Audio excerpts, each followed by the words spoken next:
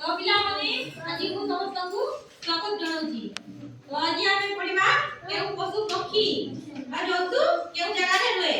ତାଳି ମାର ସମସ୍ତେ ଟିକେ।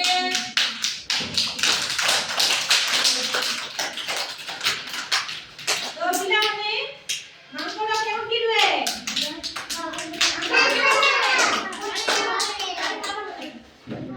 ମାଙ୍କଡ କେଉଁଠି ରୁହେ? ଗଛରେ।